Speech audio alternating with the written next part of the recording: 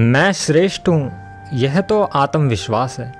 लेकिन मैं ही श्रेष्ठ हूँ, यह तो भैया अहंकार हो जाता है। देखो, आप श्रेष्ठ हो यानी कि आप कर सकते हो, हर काम को कर सकते हो, यह तो आत्मविश्वास होता है। और आत्मविश्वास के जरिए ही तुम बड़े से बड़े काम भी कर सकते हो। यानी कि अगर कोई काम आपको नहीं आता लेकिन आपके अंदर आत्मविश्वास है उस काम को करने का, तो वह काम आप बहुत ही जल्दी सीख जाओगे।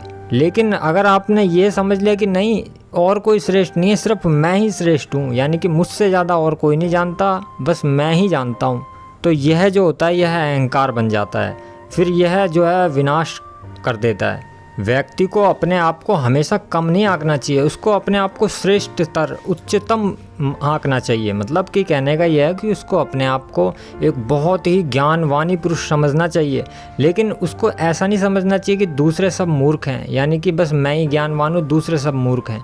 उसको ऐसा नहीं करना चाहिए। ऐसा करने से क्या होता है, उसके अंदर ये अहंकार पैदा हो गया, यानी कि अब मैं का अहंकार।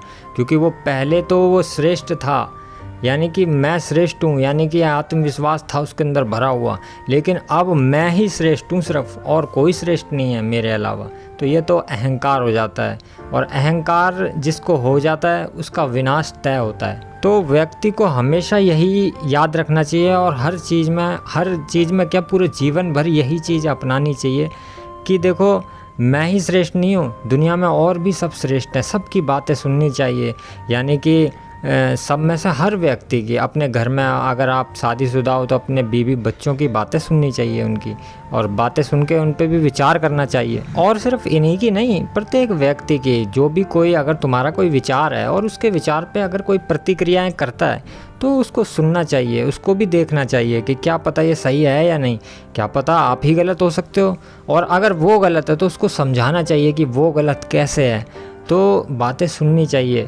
अब ये तो एक नज़रिया हो जाता है, ठीक है, ये आत्मविश्वास होता है, तो दूसरों को ठीक करने चल देता है वो। लेकिन अहंकार जहाँ आ जाता है कि बस मैं ही श्रेष्ठ हूँ और कोई श्रेष्ठ नहीं है, बस मैं ही ज्ञानी हूँ और कोई ज्ञानी नहीं है, तो यह अहंकार बन जाता है।